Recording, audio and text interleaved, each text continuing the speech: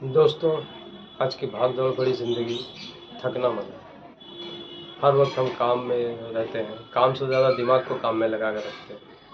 मुझे ये करना, मुझे वो करना, मतलब दिमाग को शांत रहने ही नहीं देते, शांत बैठने नहीं देते, जिसकी वजह से नतीजा हमारा दिन भर तो निकल जाता है और काम भी अच्छे से नहीं हो पाता है और हमारा शरीर से पहले हमारा दिमाग थक जाता है, संकेत देता है कि हम थक गए। और बहुत सा चीज़ साथ में बॉडी संकेत देता है बीमारी की, लेकिन हम उस मैसेज को, संकेत को समझ नहीं पाते। जब हम समझते हैं तब तक बहुत लेट हो जाती है। फिर डॉक्टर दिखाते हैं, ट्रीटमेंट होता है, इलाज चलता है। लेकिन अगर हम थोड़ा सा महर्षि भागवत जी की बातों को समझें, तो थोड़ा सा अपने आप को पहचानें, अपने बॉडी के संकेत को समझने लगें, तो ये छोटी छोटी बीमारियां जो बाद में बड़ा रूप ले लेती है, ये होगी ही नहीं। कैसे? देखो, महर्षि भागवत जी का कहना है कि संसार में कोई भी चीज़ फास्ट नहीं है, सभी स्लो है। फिर फास्ट फास्ट क्यों भागना? हमारे पास किसी चीज़ का समय नहीं, ना खाने का समय है, ना पीने का समय। खा रहे हैं तो काम के साथ का मोबाइल देख रहे हैं या सोशल मीडिया पे हैं या फिर लैपटॉप में काम कर रहे हैं और साथ में खा रहे हैं। तो हमारा खाना सही से हम लोग चबा नहीं पाते, खा नहीं पाते। पानी जब जहाँ मर्जी क्या खड़े खड़े गड़गड़ गड़गड़ करके पूरा पी लिया, गड़गड़ा करके।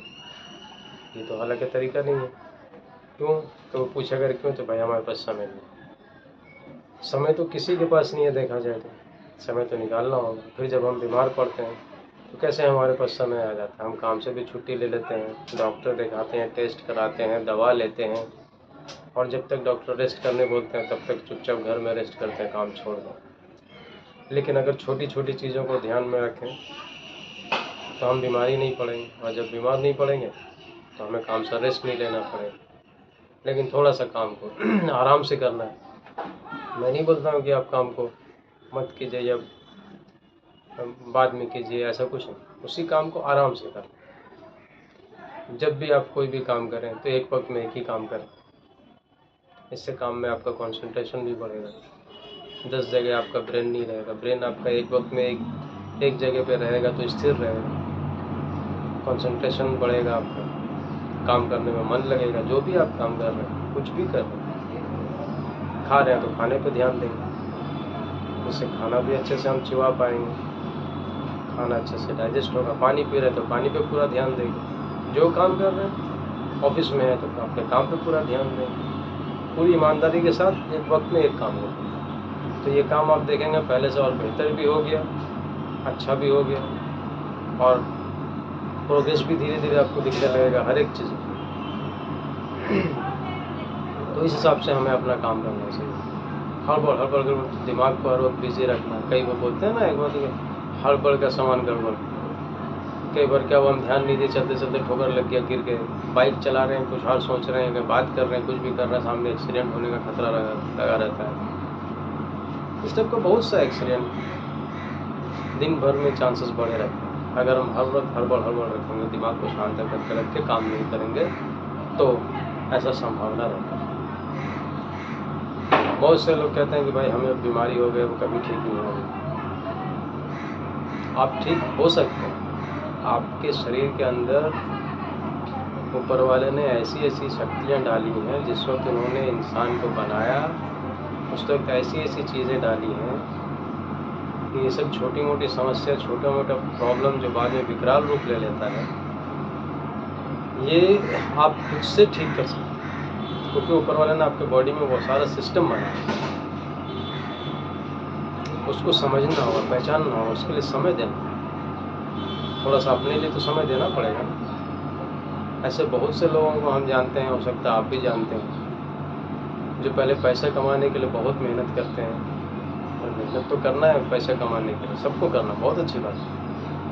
लेकिन ना उनका खाने का ठिकाना रहता है, ना पीने का ठिकाना, ना सोने का ठिकाना, ना उठने का टाइमिंग, ना सोने का टाइमिंग। इससे क्या होता है, पूरा रूटीन गड़बड़ हो जाता है। जब रूटीन गड़बड़ होता है तो एक दिन में तो कुछ नहीं होता है दोस्तों, धीरे धीरे धीरे धीरे धीरे धीरे बीमारियां घर के अंदर, हमारे शरीर के अंदर आने लगती हैं। और फिर हमें मैं वो शुरू से ही संकेत देने लगती, पर हम समझ नहीं पाते। हम जब तक हम समझते हैं तब तक बहुत देर हो जाती है, बीमारी बहुत बड़ी हो जाती है। अब यह बहुत से बीमारी है जिसमें सर्जरी कराना पड़ सकता है, बहुत सी बीमारी जिसमें सारी ज़िंदगी दवा खाना पड़ सकता है। तो अगर हम शुरू से ही उसको समझ जाएं संकेत को, तो कम से कम हम शुरू में ही उसको रोक सकते हैं। क्योंकि मैं हमेशा कई बार बोला हूँ, कई वीडियो में भी बोला हूँ दोस्तों, precautions is better than cure.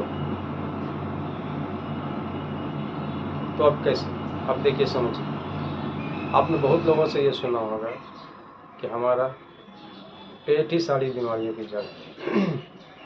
अब वो कैसे, दिन भर दोस्तों हम लोग जो मिलता है वो खाते रहते हैं। हमारे पेट को, हमारे लीवर को हम कभी रेस्ट नहीं देते, जबकि उसको भी रेस्ट की ज़रूरत है। वो भी एक मशीन है। अब उसको रेस्ट देने के लिए क्या करना होगा, आप कम से कम सारा दिन में 2 बार खाएं, तीसरी बार ना खाएं। जैसे सुबह आपने 9:30-10 बजे नाश्ता कर लिया, नाश्ता आप भर पेट करें।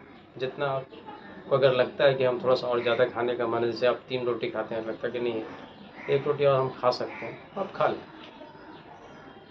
क्योंकि सूर्य जब उगता है उस टाइम जठराग्नि सबसे तेज़ होती है। महर्षि भागवत का कहना है कि उस वक्त जठराग्नि सबसे तेज़ होती है।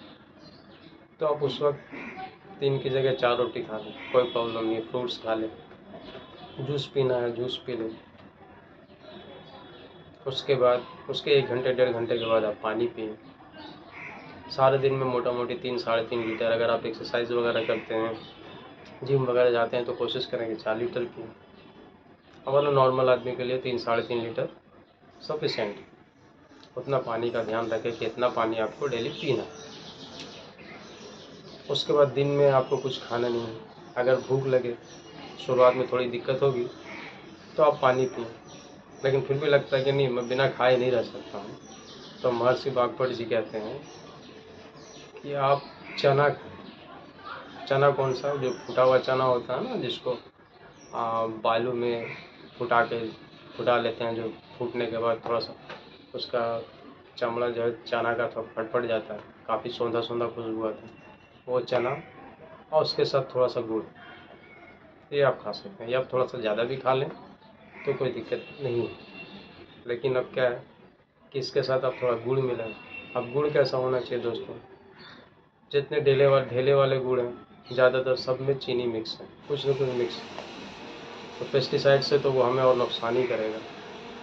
तो बेहतर है कि अभी तो मार्केट में अवेलेबल हो गया, ऑनलाइन भी है ऑफलाइन भी है, अच्छे दुकानों में ऑफलाइन में भी मिल जाएगा जागरी गुड़ जो है वो प्योर फॉर्म में है, पाउडर आता है, वो आप थोड़ा सा उसमें मिला के खा लें। थोड़ा सा खाए तो कुछ दिक्कत नहीं। अगर आप थोड़ा सा ज़्यादा खा लिए तो आप चाहे तो थोड़ा सा अदरक खा लिए, ज़रा सा, इतना सा अदरक खा लिए, या थोड़ा सा सोट चाट लिए, ताकि अगर वो कुछ नुकसान करने वाला है तो भागवत जी कहते हैं वो नुकसान वो नहीं करेगा। फिर आप अगर पॉसिबल है तो सूरज डूबने से पहले रात का खाना खाएं, और अगर पॉसिबल नहीं है तो कम से कम रात 8 बजे के अंदर अपना रात का खाना खाएं। 8 के बाद अगर हो जाए तो खाना नहीं खाना बेहतर है। अब इसके पीछे भी कारण है। इसके पीछे कारण ये है कि जब हम लेट नाइट खाना खाते हैं, खाने के बाद सोने के लिए जाते हैं, तो हमारा जो हीलिंग प्रोसेस है, हीलिंग पावर है, वो एक समय में एक ही काम कर सकता है। या तो हमें अच्छा नींद देगा, या हमारा खाना को डाइजेस्ट करेगा। तो जठराग्नि अपना काम करेगी, तो वो जो है नींद को बोलता है तुम रुक जाओ, पहले खाना डाइजेस्ट होने दो। इसमें क्या होता है, इस 1.5 घंटे में आपके शरीर में लड़ाई चल रही है, तो आपकी नींद कभी अच्छी नहीं हो सकती। और अगर आप सोने से 3 घंटा 4 घंटा पहले अगर खाना खा लेते हैं, तो जब आप सोने जा रहे हैं तो आपका पेट पूरी तरह से खाली है। फिर आप जब सोएंगे तो आपको बहुत अच्छी नींद आएगी। आप सुबह जब उठेंगे बिल्कुल फ्रेश उठेंगे। और लेट नाइट खाने से अगर आप 8 घंटा 9 घंटा भी सो के उठते हैं तो भी आपको वो फ्रेशनेस फील नहीं होगा, सुबह उठते ही चेहरा मुड़ जाएगा। और जब खाली पेट सोने जाएंगे बहुत अच्छा लगेगा। और कोशिश करें कि डेली कम से कम 15 से 16 घंटे का आप फास्टिंग करें। और 15 से 16 घंटे का फास्टिंग आप कब कर सकते हैं? रात में आपने खाना खाया, उसके 3-4 घंटे बाद आप सोने के लिए चले गए। मान लीजिए 6 बजे अगर खा सकते हैं तो आप 9 बजे 10 बजे सोने चले गए, 4 घंटा तो आपका इधर हो गया, 8 घंटा कम से कम आप सोएंगे। 10 से 8, 11, 12, 1, 2, 3, 4, 5, 6 बजे अगर आप उठते हैं, 8 घंटा का सोते हैं, 6 घंटा सोते हैं तो आप 4 बजे उठ जाएंगे। तो 8 और 4 12, या 6 और 4 10 घंटा तो आपका यहीं निकल गया। सुबह उठे, आप फ्रेश हुए, पानी वानी पिए, सबसे पहले पानी पिए, फिर बाथरूम गए, फ्रेश हुए, ब्रश किए, एक्सरसाइज थोड़ा कर लिए, तो 3-4 घंटा तो आपका इधर ही निकल जाएगा। हो गया ना 14 से 16 घंटा। फिर आप आराम से ब्रेकफास्ट कर लें। इससे क्या होगा, और फिर बीच में जब भी भूख लगे तो आप पानी पीते रहें, वरना पानी नहीं पिएंगे तो गैस हो जाएगा। अब इसका साइंस समझिए। जब आप खाना खाते हैं तो वो एनर्जी पैदा करता है, बॉडी में एनर्जी तैयार करता है, और वो एनर्जी ऊर्जा हमें काम करने में मदद करता है। और जब हम खाना नहीं खाएंगे तो हमारे बॉडी को तो एनर्जी चाहिए ही चाहिए। तो वो क्या करेगा, हमारे बॉडी के अंदर में जो वेस्ट मटेरियल है, कोई भी वेस्ट मटेरियल, ये उससे एनर्जी बनाना शुरू कर देगा। जिससे क्या होगा, हमारा फालतू का जो बॉडी में चर्बी है, चाहे LDL कोलेस्ट्रॉल हो या इस टाइप का कुछ भी हो, तो ये उसको यूज़ करके ऊर्जा बनाने लगेंगे। क्योंकि हमारे शरीर में हमेशा कोशिकाएं बनते रहती हैं, उसके ऊर्जा भी चाहिए, तो ये ऊर्जा देने लगेगा। जिससे क्या होगा, हमारे बॉडी का वेस्ट मटेरियल ख़त्म होने लगेगा। आंतों में जो कचरा जमा हुआ है, जब हम खाना नहीं खाएंगे और पानी पीते रहेंगे तो हल्का ग्रेजुअली होता है, धक्का मारते मारते वो जो कचरा है उसको कुछ दिनों में बाहर निकाल देगा।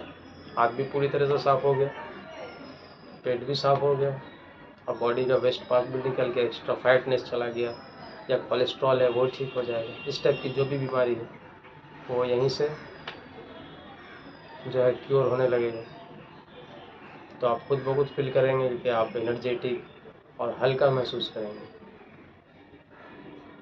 तो बस आप खुद चाहें तो खुद अपनी बीमारी को ठीक कर सकते हैं। आप बोलेंगे कि मैं तो भाई सुबह उठते के साथ ही मुझे भूख लगता है, मैं तो बगैर खाए रह नहीं सकता हूँ।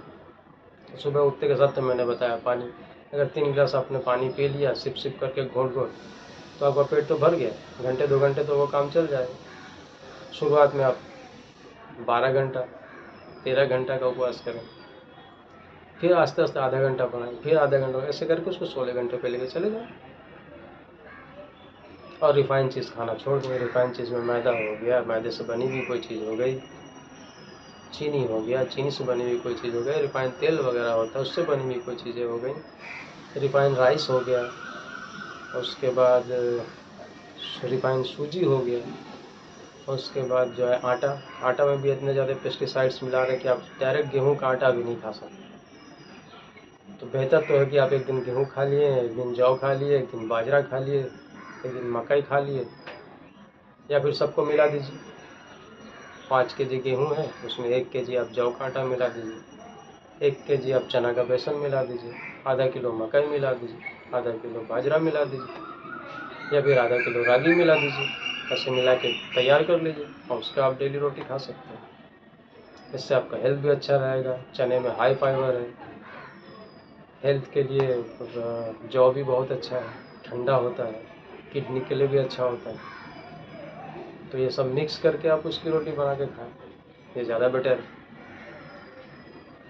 तो आप देखेंगे कि आपका सेहत आप खुद ही ठीक कर पा रहे हैं, आप खुद से अपने प्रॉब्लम को सॉल्व कर पा रहे हैं, जो एक बड़ी समस्या बन गई आज के डेट में हमारे देश में। तो वो आप खुद से ठीक कर सकते हैं। और अगर बहुत ज़्यादा समस्या है तो आप अपने डॉक्टर को दिखाएं, डॉक्टर से मिलें, डॉक्टर जैसा सजेशन देते हैं वैसा करें। दोस्तों, अगर हमारा वीडियो पसंद आया तो लाइक सब्सक्राइब इस चैनल को ज़रूर कीजिए, इससे हमारा मोटिवेशन बढ़ता है। और खुश रहिए, स्वस्थ रहिए, एक्सरसाइज करते रहिए।